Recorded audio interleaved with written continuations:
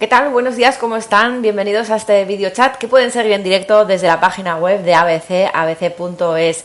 Saludos desde la Clínica Universidad de Navarra, desde donde nos encontramos con la doctora Rosario Luquín, especialista en neurología de la Clínica Universidad de Navarra, que va a contestar a todas las preguntas que han estado realizando durante estos días sobre Parkinson, también las que pueden realizar en directo. La doctora Luquín desarrolla su labor asistencial como especialista del Departamento de Neurología de la Clínica Universidad de Navarra, trabajo que compagina con la investigación porque es directora del Laboratorio de Terapia Regenerativa del Centro de Investigación Médica Aplicada, el CIMA, de la Universidad de Navarra. Además es profesora adjunta de Neurología en la Facultad de Medicina de la Universidad de Navarra y vicepresidenta del Consejo Español del Cerebro, así como coordinadora del Grupo de Estudio de Trastornos del Movimiento de la Sociedad Española de Neurología. Doctora, amplia experiencia, por lo tanto, en Parkinson para poder contestar a las preguntas que han llegado. ¿Preparada, no? Preparada.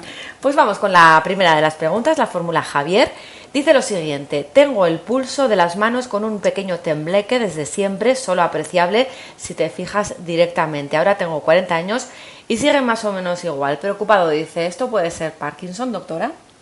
Es muy difícil decidir si esto es una enfermedad de Parkinson sin verle, pero si tiene un temblor de hace ya mucho tiempo, muchos años de evolución, lo más probable es que sea un temblor esencial, porque la causa más frecuente de temblor no es la enfermedad de Parkinson, sino una enfermedad relativamente benignas, y entre ellas el temblor esencial es la causa más frecuente. Entonces yo le diría que si eres una persona que de siempre ha tenido mal pulso y ahora le parece que tiene un temblor que quizás se acentúe un poquito más, que esté tranquilo, que probablemente no sea una enfermedad de Parkinson.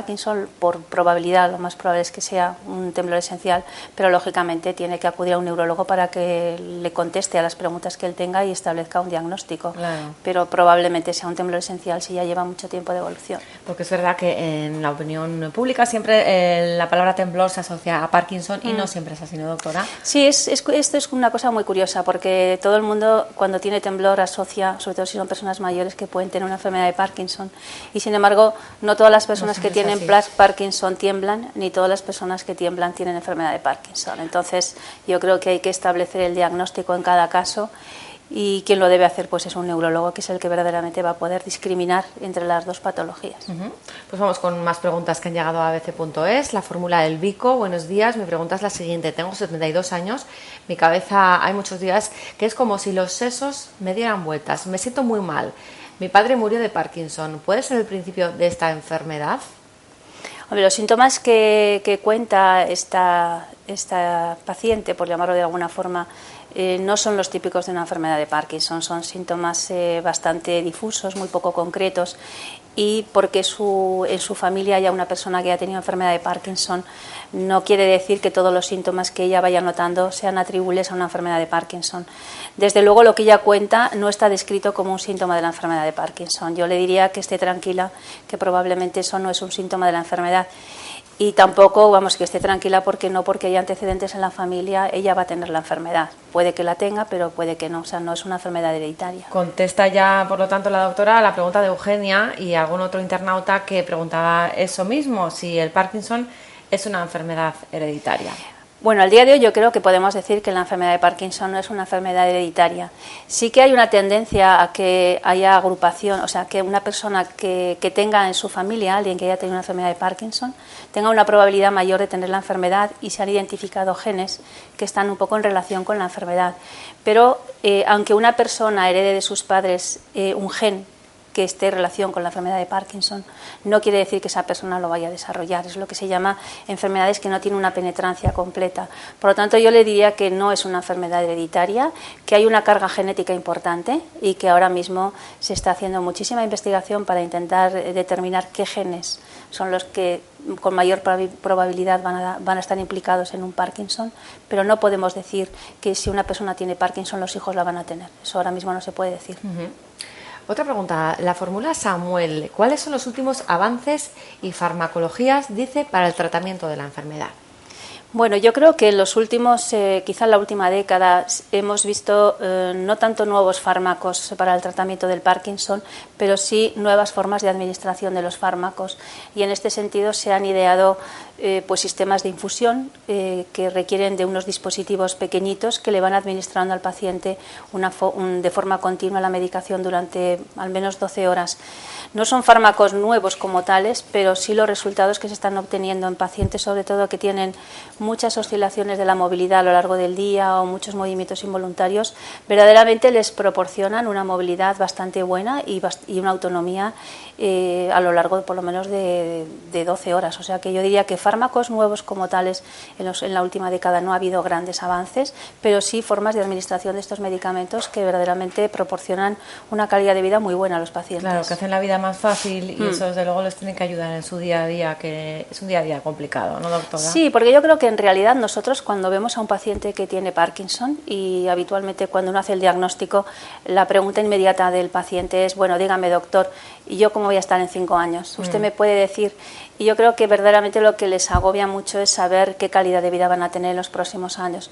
Y yo creo que al día de hoy nosotros podemos asegurar a los pacientes con enfermedad de Parkinson pues al menos entre 5 y 10 años de una calidad de vida bastante buena, con terapias muy convencionales, tipo medicamentos que se toman por vía oral, y pasado este tiempo tenemos otras técnicas, por decirlo de alguna forma, más agresivas, que también les van a proporcionar una calidad de vida muy buena. Eso está muy bien escucharlo. Luis Manuel pregunta lo siguiente: mi madre padece Parkinson y demencia por cuerpos de Levy. Estamos muy preocupados porque después de varios años no hemos conseguido una calidad de vida como nos gustaría. Ha habido tratamientos que el médico ha decidido retirar por alucinaciones que le causaba a mi madre. El Madopar lo toma cada 4 horas, presenta dolores de tripa y se queja de la garganta, no duerme bien y no sabemos qué hacer. Bueno, la demencia por cuerpos de Levy es una enfermedad que es distinta de lo que es una enfermedad de Parkinson. Las personas que tienen una demencia por cuerpos de Levy en general pueden tener síntomas que son muy parecidos a la enfermedad de Parkinson, porque tienen dificultad para moverse, pero lo que domina el cuadro básicamente es un problema cognitivo. Las personas desarrollan tarde o temprano una demencia. Y en el curso de esta demencia las personas pues tienen alucinaciones, trastornos del comportamiento, que en muchos casos se agravan por la medicina.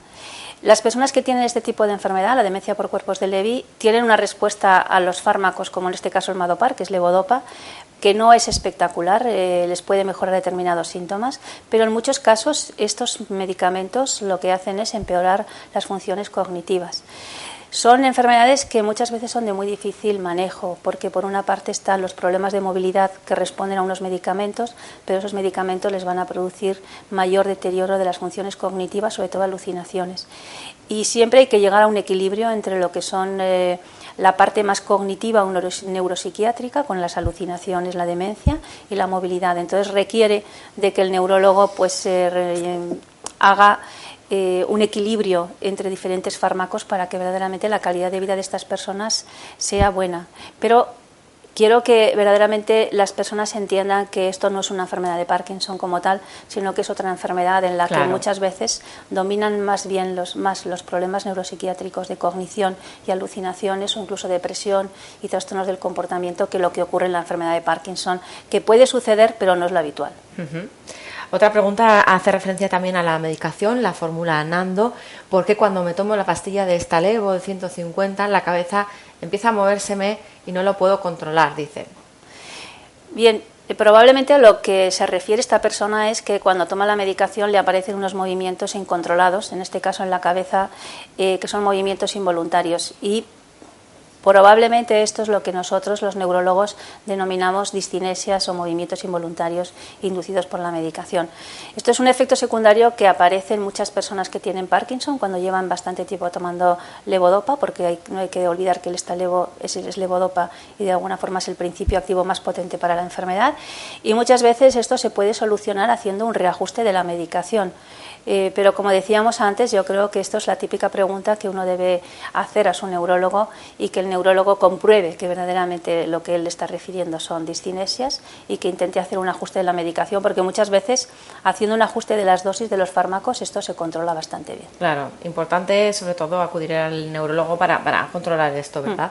Ya que es una medicación que es crónica, ¿no? Entonces tienen que tener un buen control. Yo creo que sí, que es importante que las personas que tienen este tipo de enfermedad y que van a tomar medicamentos el resto de su vida pues lleven un control de la medicación, y que cualquier problema que tengan que lo consulten, porque muchas veces muchos de los problemas que tienen las personas con Parkinson a veces no son de la enfermedad, son de los medicamentos. Claro.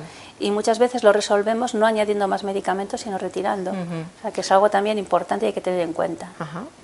¿Es cierto que cuanto más joven se sufre la enfermedad, más avanza la misma? ¿Se puede llegar a morir de Parkinson? Todo esto lo pregunta Isabel, que también tiene una tercera pregunta. ¿Es más frecuente el Parkinson en hombres y mujeres? Si le parece, comenzamos por la primera. Vamos a ver, parece ser que las personas que empiezan con la enfermedad de Parkinson en una edad temprana, me refiero a temprana menor de 50 años, pueden tener una evolución de la enfermedad un poco más rápida desde el punto de vista de la movilidad, porque van a desarrollar probablemente complicaciones del tratamiento más temprana, de forma más temprana que personas que empiezan a los 70 años. Sin embargo, las personas que empiezan con la enfermedad de Parkinson por debajo de los 50 años tienen menos probabilidad de desarrollar problemas cognitivos, que quizá que son mucho más frecuentes en las personas con Parkinson de mayor edad. Y muchas veces los problemas cognitivos son de más difícil manejo en casa que lo que son las complicaciones motoras. Sobre todo porque las complicaciones motoras tienen un tratamiento específico, que puede ser la cirugía o puede ser otro tipo de tratamientos, y las complicaciones cognitivas no lo tienen. Claro. Entonces yo le diría que sí, que parece que la enfermedad de Parkinson cuando empieza a una edad por debajo de los 50 puede ir más rápida desde el punto de vista motor, pero también tiene un abanico de posibilidades mayores que si la enfermedad apareciera más adelante, porque para personas ya de 70 años o más, pues tenemos muy pocas opciones. Claro. La siguiente pregunta decía, ¿se puede llegar a morir de Parkinson? Es cierto, Hombre, que varios internautas nos comentaban, mi abuela murió de Parkinson, mi madre murió vamos de a ver, Parkinson. la enfermedad de Parkinson no es una enfermedad mortal, o sea, nadie se muere de enfermedad de Parkinson. Lo que sí sucede es que las personas que tienen Parkinson van a tener problemas de movimiento y muchas veces van a permanecer en cama más tiempo que de lo habitual y van a aparecer complicaciones del encamamiento prolongado. Entonces son personas que pueden tener más problemas respiratorios, más problemas de úlceras, más problemas de infecciones de orina, pueden tener problemas para tragar, que les puede hacer también neumonías por aspiración. Todo esto son de alguna forma complicaciones que se derivan de una mala movilidad del paciente, pero la enfermedad de Parkinson como tal no es una enfermedad mortal, por llamar. Y de hecho, con los nuevos medicamentos se sabe que la esperanza de vida de las personas que tienen Parkinson se acerca bastante a la de la población general, lógicamente con unas limitaciones, pero no se puede decir que la enfermedad de Parkinson como tal sea mortal. Y también preguntaba si es más frecuente en hombres que en mujeres. Parece, vamos, yo creo que es una proporción bastante parecida entre hombres y mujeres, pero sí que hay estudios epidemiológicos que dicen que quizá la enfermedad de Parkinson es menos frecuente en las mujeres y de ahí se piensa que quizá los estrógenos sean moléculas o factores que puedan actuar protegiendo a las células del cerebro para que no degeneren. O sea que hay una pequeña proporción, o sea, es un poquito más frecuente en hombres que en las mujeres, quizá por los estrógenos. Ajá. Samuel le pregunta hablando un poco de las alternativas a los síntomas para mejorar la calidad de vida y demás, pregunta sobre la operación para implantar electrodos en el cerebro. Quiere saber, doctora, su opinión, qué opina concretamente sobre la utilidad de esta operación. Bien, yo creo que la cirugía para la enfermedad de Parkinson es una terapia que soluciona muchos problemas a los pacientes con enfermedad de Parkinson. Hay que tener en cuenta que no todas las personas que tienen enfermedad de Parkinson son subsidiarias de un tratamiento quirúrgico. Hay unos criterios de inclusión y las personas que son buenos candidatos para esta técnica quirúrgica tienen que ser personas en general menores de 70 años. Se sabe que los resultados son mucho mejores en pacientes jóvenes que en pacientes mayores y en general tienen que tener una buena respuesta a las medicinas, o sea que las medicinas les mejoren los síntomas de la enfermedad. Y fundamental es que no tengan problemas cognitivos. Si uno cumple estos criterios, la respuesta a la medicación, a la cirugía, suele ser bastante buena. Y hay una experiencia bastante amplia en lo que es la neurología española y bastante en el mundo para saber que nosotros podemos garantizarles a estos pacientes pues una calidad de vida bastante buena después de la intervención, al menos durante 10 o 15 años. Tienen que tener en cuenta las personas que se decidan a una cirugía, que la cirugía tiene sus riesgos, pero con las nuevas técnicas quirúrgicas yo creo que los riesgos quirúrgicos de la intervención se han reducido bastante. O sea que yo le diría básicamente que la cirugía es una buena opción, pero lógicamente cuando la persona cumple unos criterios y esos criterios exactamente los tiene que decidir el neurólogo que le ve. María acaba de enviarle esta pregunta, doctora, a la página web de ABC. Tengo 58 años y estoy afectada de Parkinson desde hace medio año. Me gustaría saber su opinión sobre qué conductas he de seguir para mejorar en lo que cabe mi forma de vida en el futuro y si usted cree que esta enfermedad llegará a ser curable. Uy, estas son muchas preguntas. Sí.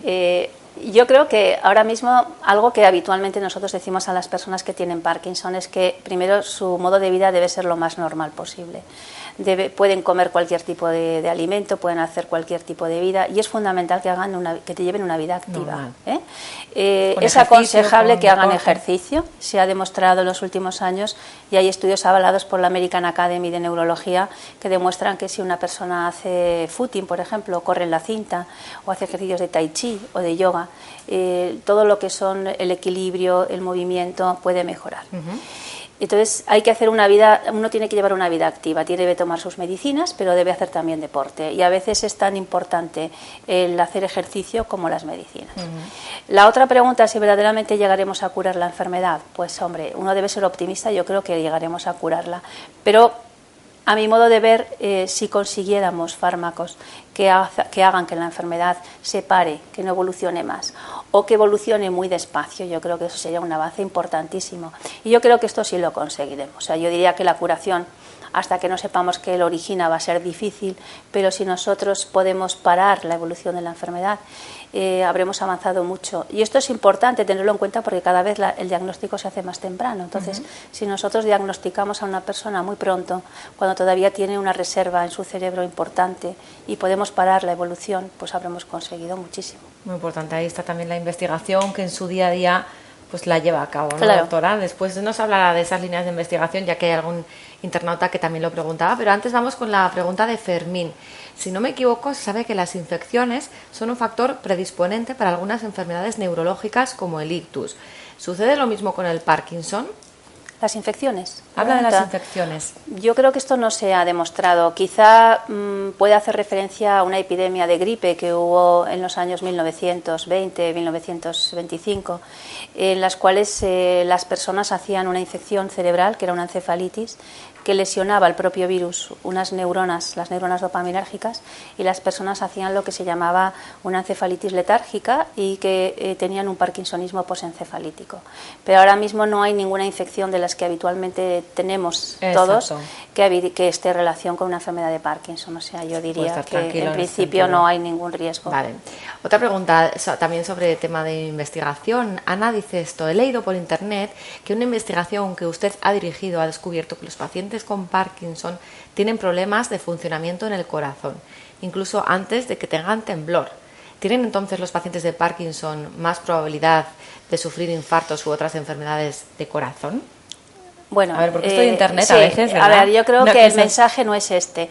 Yo creo que ahora mismo, por ejemplo, una línea de investigación muy interesante es intentar buscar síntomas que no son los típicos de la enfermedad, que no sean síntomas motores como el temblor o la rigidez, y que verdaderamente nos hagan pensar que esa población o esas personas que tienen estos síntomas en un futuro puedan desarrollar la enfermedad.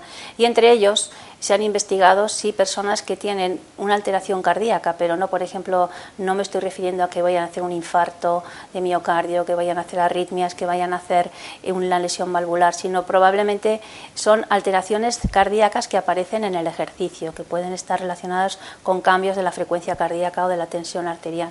Entonces parece que las personas que tienen personas que se les puede considerar sanas, pero que cuando se les somete a un estrés cardíaco los parámetros de subida y bajada de tensión o de frecuencia cardíaca no son los esperables, pues puedan tener un riesgo incrementado de desarrollar Parkinson. ¿Y esto por qué es? Pues porque hay una tendencia ahora mismo a pensar que la enfermedad de Parkinson, y hay estudios que lo avalan, no es una enfermedad que afecta solamente al cerebro, sino que también puede haber otras estructuras que también se afectan, y entre ellas las del ritmo del corazón o incluso el movimiento intestinal que puede producir estreñimiento también están en relación. O sea que diríamos que el Parkinson no es una enfermedad exclusiva del cerebro, sino que otras estructuras del cuerpo, como pues el corazón, el intestino, pueden también afectarse y se afectan quizá mucho más tempranamente que aparezcan los síntomas de la movilidad. Entonces, el estudio que nosotros hemos hecho lo que demuestra es que en 2.300 pacientes que se sometieron a pruebas de estrés cardíacas, hay un porcentaje de pacientes que en ese momento las pruebas eran anormales, que a los 5 años habían desarrollado un Parkinson. Pero tampoco hay que alarmar a la población para decir que el que tenga una enfermedad de Parkinson va a tener un infarto de miocardio, ni tampoco todas las personas que tengan algún problema cardíaco piensen ahora mismo que van a hacer un Parkinson dentro de 5 años. Porque por esa regla de 3 tendríamos una epidemia, ¿no? Digamos, claro, porque... quiere decir que son datos interesantes porque, como decíamos antes, lo que estamos intentando es buscar marcadores que nos permitan hacer un diagnóstico muy precoz de la enfermedad para cuando tengamos medicinas que podamos parar la enfermedad, esto sea eficaz.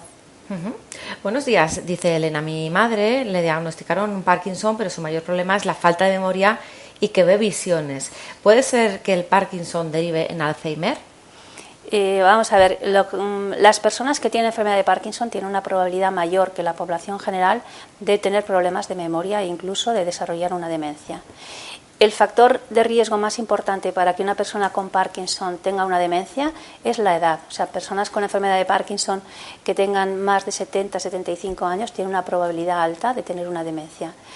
¿Y cuál es el origen de la demencia en las personas que tienen Parkinson? Pues en algunos casos se sabe que puede ser simplemente que la enfermedad se ha extendido a estructuras del cerebro que controlan la memoria, el lenguaje, la capacidad visoespacial, pero también se sabe que en otros casos la posibilidad de que una persona con Parkinson haga un Alzheimer también existe. O sea que hay muchos casos en los que las dos enfermedades coexisten y el Parkinson sería responsable quizá de los problemas de movimiento y la coexistencia con una patología, en este caso tipo Alzheimer, sería responsable de que la persona tenga problemas de memoria. Sin embargo, hay que también saber que muchas personas que tienen Parkinson pueden tener alucinaciones y no tener una demencia. Y eso a veces requiere un reajuste de las medicinas, de la medicación, para saber si verdaderamente muy bien, ¿no? Lo que estamos viendo es que la persona está haciendo una demencia o simplemente son efectos secundarios de los fármacos. Eso lo tiene que constatar el médico. Por supuesto, yo creo que no se puede generalizar y cada caso hay que estudiarlo de forma detallada. Siguen llegando preguntas a la página web de ABC, doctora, en directo además. Es el caso de Jesús. Me han diagnosticado la enfermedad de Parkinson y como tratamiento me han puesto un parche de Neupro de 6 miligramos que me crea dolores de cabeza y adormilamiento constantes que me impiden llevar una vida normal. ¿No puede evitarse esto? Pregunta. ¿Existe otro tratamiento? Bueno, lo que esta persona comenta que le han indicado es un fármaco que se llama rotigotina, que es un agonista dopaminérgico, y dentro de los efectos secundarios de este fármaco, pero también de otros agonistas dopaminérgicos, porque no es exclusivo de este medicamento, a veces puede dar dolor de cabeza y mucho sueño. Son una somnolencia diurna excesiva, entonces son probablemente efectos secundarios de la medicación, y lo que yo le aconsejaría es lo mismo, que se lo comente a su neurólogo, porque el neurólogo quizá le puede cambiar la medicina por otra que le proporcione beneficios sin tener tanto efecto secundario.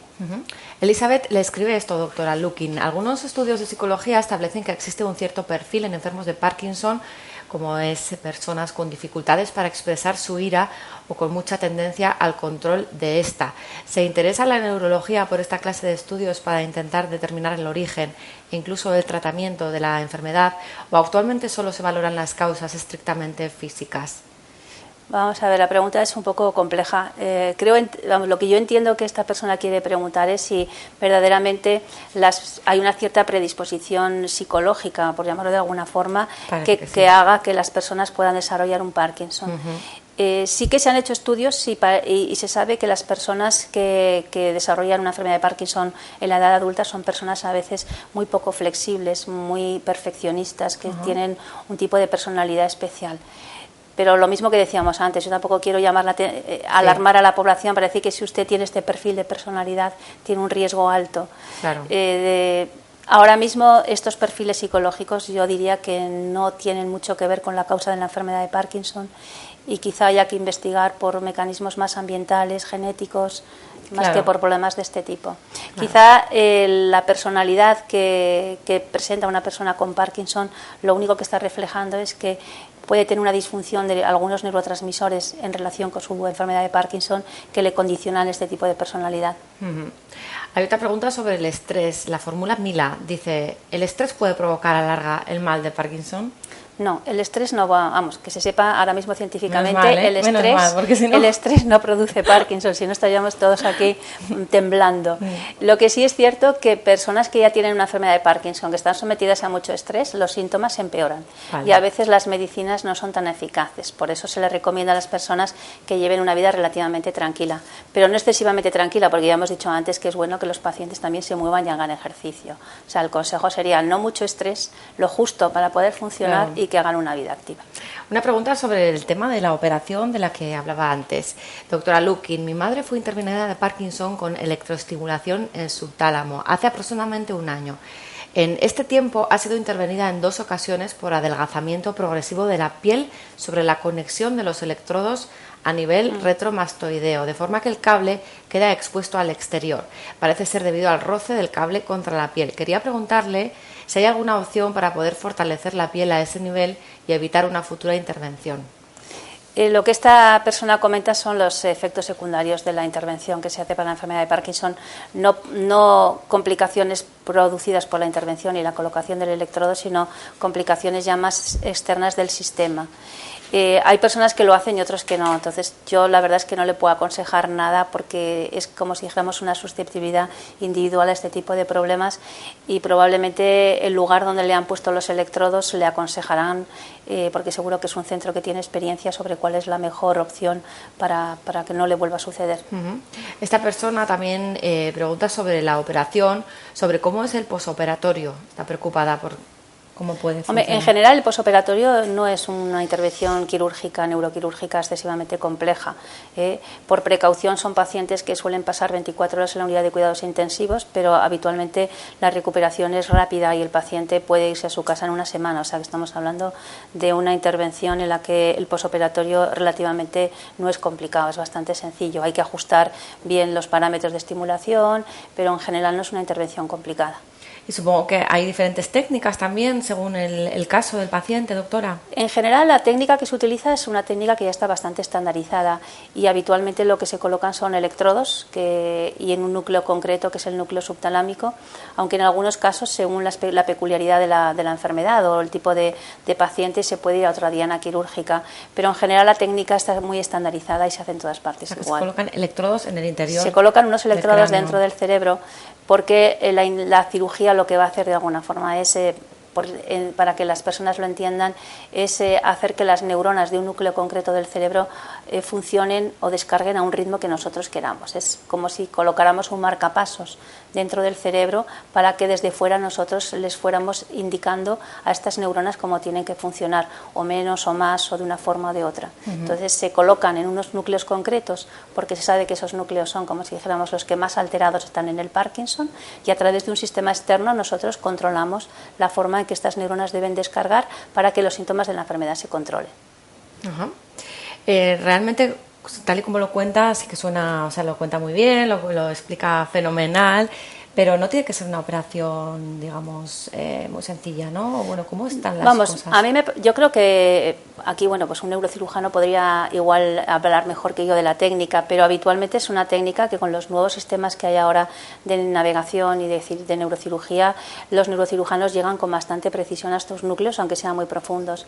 Y hay también sistemas de registro que nos permiten saber exactamente al núcleo al que hemos llegado, si es el núcleo en el que nosotros queremos colocar el electrodo, y sabemos con bastante precisión el sitio donde lo hemos dejado el electrodo. O sea que yo creo que las técnicas han avanzado tanto que las garantías de éxito son muy altas.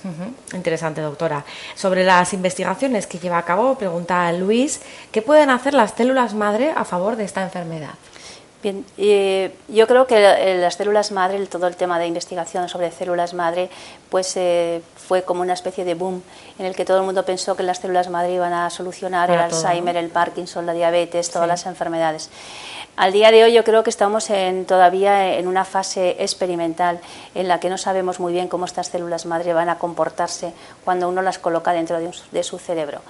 Yo lo que querría transmitir a las personas que tienen enfermedad de Parkinson es que verdaderamente todo esto son técnicas experimentales y que verdaderamente no dejen que nadie les ofrezca terapias de este tipo para colocarles células en su cerebro, porque todavía no sabemos cómo van a funcionar. Son técnicas, a mi modo de ver, experimentales y peligrosas. Entonces yo lo que le transmitiría es que ahora mismo con todas estas nuevas células que hemos encontrado, células reprogramadas, se va a avanzar mucho en el conocimiento de lo que es la enfermedad de Parkinson, pero no estamos todavía en condiciones de poder ofertar a las personas que tienen Parkinson una terapia celular con células madre.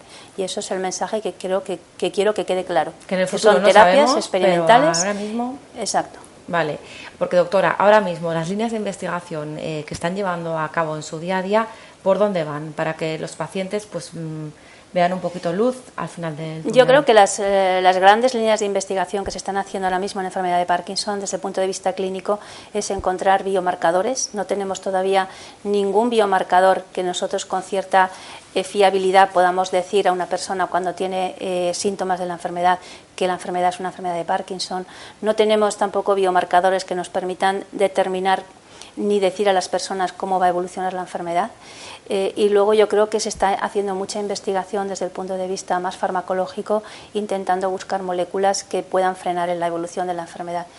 Y yo creo que el gran avance en la última década en el tratamiento de la enfermedad de Parkinson o en la enfermedad de Parkinson en general ha sido todo lo que se ha avanzado con la reprogramación celular. La reprogramación celular básicamente lo que va a hacer es, a través de una célula adulta, que generalmente es un fibroblasto, a través de una serie de pasos que están muy bien delimitados, va a conseguir que una célula adulta tenga las características de una célula madre embrionaria. Y de esa célula madre embrionaria nosotros vamos a poder obtener posteriormente neuronas adultas. Entonces esto es una ventaja impresionante porque nosotros podremos tener en el laboratorio, en un cultivo, células dopaminérgicas iguales que las que tiene un individuo que tiene enfermedad de Parkinson y esas neuronas en ese sujeto van a morirse. Por lo tanto, nos va a permitir encontrar probablemente dianas para buscar nuevos fármacos que hagan que esas células aumenten la supervivencia y no se mueran. O sea que yo creo que las grandes líneas de investigación se van a mover por las IPS, que son las células reprogramadas, por la búsqueda de probablemente de biomarcadores que nos permitan saber cómo va a evolucionar la enfermedad y sobre todo también estudios en los que nos permita también conocer poblaciones de riesgo para que cuando tengamos los fármacos los podamos utilizar. ¿Y se ha evolucionado mucho en este tema de la reprogramación celular y de encontrar biomarcadores celulares en los últimos años? Es que todavía esto yo creo que estamos empezando. De hecho, los premios Nobel de Medicina del año pasado fueron los que de alguna forma hicieron los estudios de reprogramación celular. Se están publicando muchísimas cosas que nos están ayudando a saber por qué quizás las células de una persona con Parkinson se mueren antes, pero ahora es muy pronto probablemente para intentar decir nos van a valer para esto, vamos a probar estos fármacos, pero claro, no cabe ninguna duda que esto es una herramienta súper importante a la hora de conocer más la enfermedad de Parkinson y quién sabe si en un futuro podamos tener de cada persona con Parkinson en el laboratorio sus células y podamos hacer un tratamiento a la carta para saber en cada caso cuáles son los fármacos que mejor le van a ir.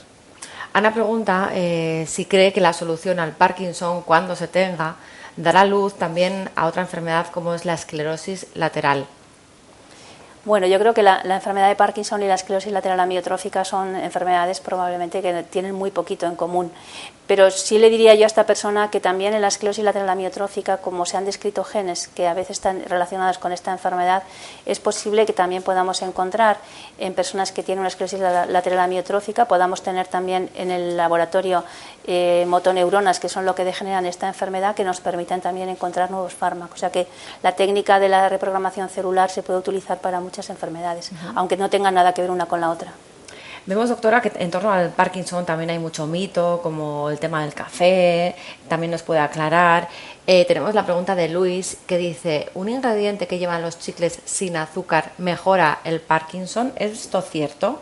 Uy, eso no lo había oído nunca, no había escuchado Siempre nunca. Siempre hay mitos nuevos. Sí, es algo que habrá que investigar. Todo el mundo sabe que verdaderamente las personas que toman café, que toman té, que beben y que fuman, pues tienen menos Parkinson. Pero vamos, de ahí a decir que nos hagamos todos alcohólicos y que bebamos y que fumemos, pero yo no había oído lo de los chicles. Vale, y el tema del café sí que... Sí, lo del café sí, además estos son ¿Está estudios... demostrado? ¿Está estudiado? Sí, estos son estudios que se han hecho en Estados Unidos, pero los americanos son grandes consumidores de café y ellos hicieron un estudio en el que verdaderamente lo que intentaban ver es la cantidad de café que una persona debía tomar para tener un riesgo reducido de enfermedad de Parkinson, y salían cifras altísimas, que quizá en España nadie se toma 5 o 6 tazas de café, voy a decir copas porque son así como verdaderas casi de medio litro. Entonces ellos encontraron que el que consumía esas cantidades de café tenía menos riesgo, lo mismo que el consumo de alcohol. Y algo que es muy curioso de los estudios epidemiológicos, que a mí siempre me ha llamado la atención, es que siempre sale el fumar como un factor, entre comillas, protector para desarrollar Parkinson. Pero también hay estudios muy curiosos que lo que dicen es que si esa persona, por ejemplo, una persona deja de fumar cuando han pasado 10 o 15 años, su riesgo de Parkinson de alguna forma se aumenta y va siendo igual al de la población. Y hay una relación directa entre cantidad de cigarrillos que uno consume y riesgo de Parkinson. Parece que cuanto más fuma uno, menos riesgo tiene. Y si además deja de fumar, pues el riesgo, que si dijéramos que entre comillas estaba protegido, vuelve a aumentar. O sea que la cantidad de los años de consumo de tabaco y cantidad de tabaco guardan una relación muy directa con el riesgo de Parkinson. Y eso lo sale en todos los estudios epidemiológicos. Yo no sé por qué, pero es así. Ahora, tampoco es una buena noticia, al menos en los tampoco yo creo que se les debería decir a las personas que fumen, claro, porque hubo quien dijo muchas veces que los pacientes Parkinson, o sea, que probablemente los pacientes fumadores no desarrollaban un Parkinson porque morían antes de un cáncer de pulmón. Sabemos que la enfermedad de Parkinson es mucho más prevalente entre los 60 y 70 años, y si uno fuma tiene un riesgo alto de morir de un infarto de miocardio, de un cáncer de pulmón. Igual no le daba tiempo a hacer la enfermedad. O sea que hay explicaciones para todo. Tenemos más preguntas. Doctora, nos acaba de escribir Nieves y pregunta si es posible que la enfermedad, que el origen de la enfermedad sea sanguíneo, porque dice que ha leído un estudio que demuestra que hay cambios de proteínas en sangre en los enfermos. Bueno, veo que aquí nuestras personas están muy informadas. Es que los internautas se meten un montón en internet antes de escribirnos. Esto es una teoría que salió publicada, bueno, que está dando vueltas a lo largo de internet y también de diversos estudios científicos, que piensan que quizá hay una proteína en la enfermedad de Parkinson que se llama alfa-sinucleína, que podía pasar de una célula a otra y podía utilizar el torrente sanguíneo para pasar esta proteína, que sería una proteína mutada o una proteína mal configurada, y que cuando llega a otra célula lo que haría sería hacer que esa célula no funcionara bien y se agregara y de alguna forma se fuera transmitiendo célula a célula. Para que me entienda, se ha pensado que el Parkinson, incluso también el Alzheimer, podían funcionar como las famosas enfermedades de priones, y entre ellas la típica es la enfermedad de las vacas locas, en las que probablemente se había pensado que hay una proteína que podría circular y que podría transmitirse de una neurona sana a una neurona que estuviera enferma. Yo creo que ahora mismo no hay ninguna evidencia científica que indique que la enfermedad de Parkinson es una enfermedad contagiosa, que se pueda contagiar uno a través de la sangre, y tampoco hay ninguna evidencia que diga que esta es una enfermedad igual que la enfermedad de las vacas locas, una enfermedad por priones.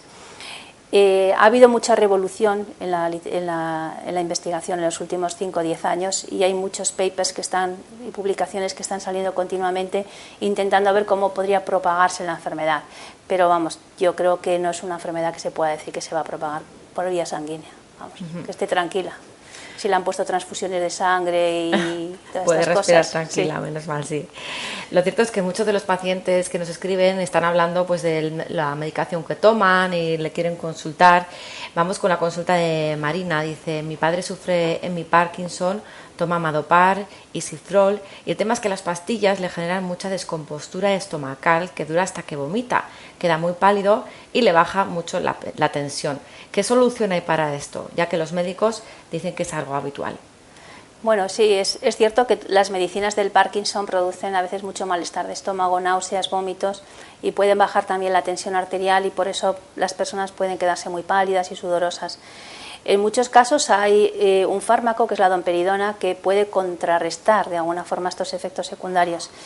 Si la domperidona no es eficaz para controlar estos efectos secundarios, muchas veces lo que hacemos es cambiar de fármacos. Parece que esta persona está tomando Cifrol dice que, pero Sí. probablemente ella vive en Latinoamérica porque aquí se llama Pramipexol. Puede ser porque nos escriben bastantes Sí. desde Latinoamérica Sí, también. es el nombre comercial del Pramipexol en Latinoamérica. Entonces, es probable que allí no dispongan de otros agonistas dopaminérgicos, tipo la rotigotina o el Requip, y probablemente tengan que utilizar este fármaco. Pero yo le diría que pruebe a tomar domperidona, porque muchas veces los efectos secundarios de hipotensión ortostática o náusea se pueden controlar.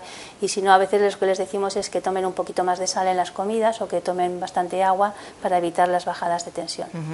Rosa pregunta también sobre los fármacos, se ha incorporado ahora al chat, se ve. Buenos días, mi padre lleva 15 años diagnosticado de enfermedad de Parkinson. ¿Qué nuevos fármacos hay actualmente para su tratamiento, además de la dopa? Antes comentaba, sería bueno que lo recordase ya que estamos terminando este vídeo. Bien, la dopa es el fármaco más antiguo y el más potente, y esto es algo que deben conocer todas las personas, porque además todas las personas con Parkinson tarde o temprano lo van a tomar.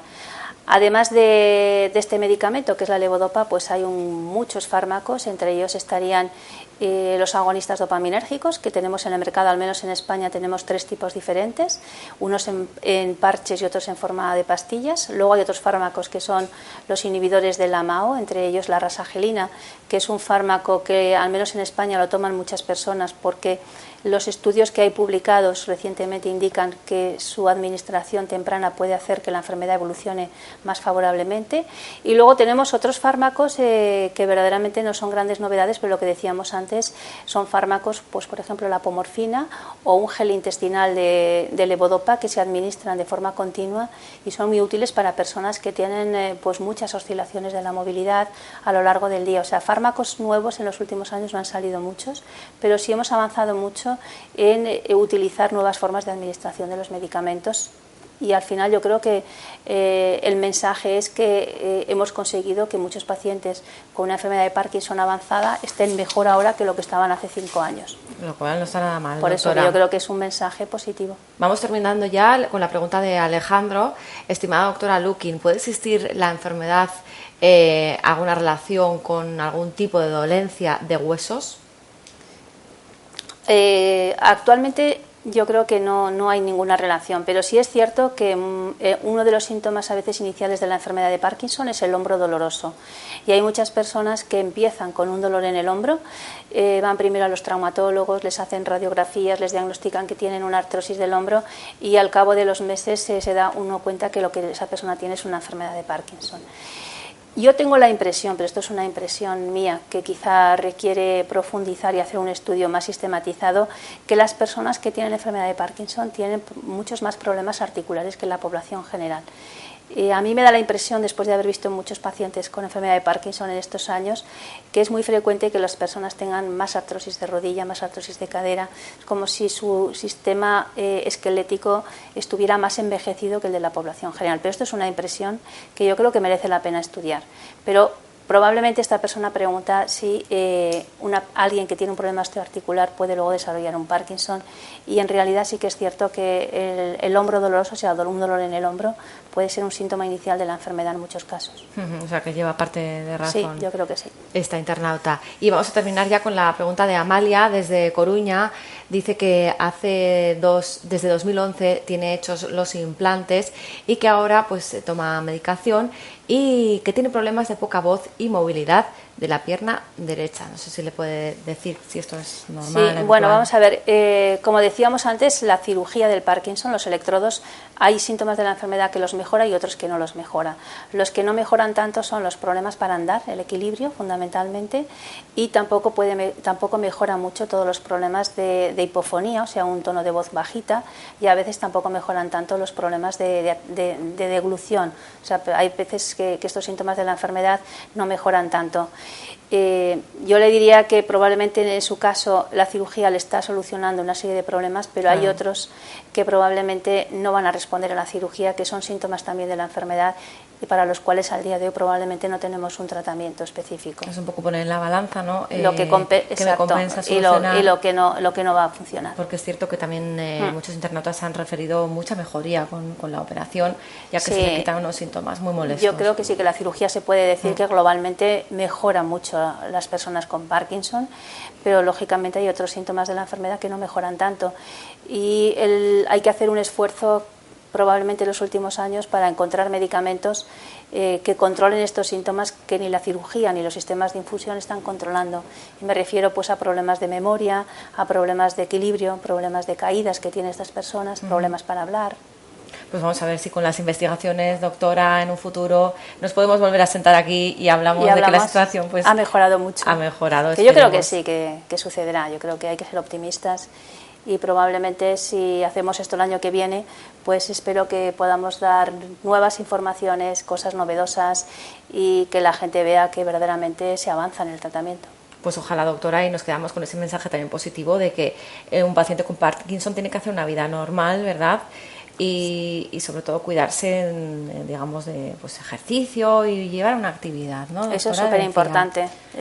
Yo creo que es importantísimo que el paciente que tiene una enfermedad de Parkinson se sienta totalmente integrado en todo lo que es su vida social, que no intente quedarse en casa pensando que no va a poder hacer una serie de cosas, que no piense que lleva un estigma, que verdaderamente, bueno, pues se van a dar cuenta que está enfermo, porque eso lo único que va a hacer es perjudicarle.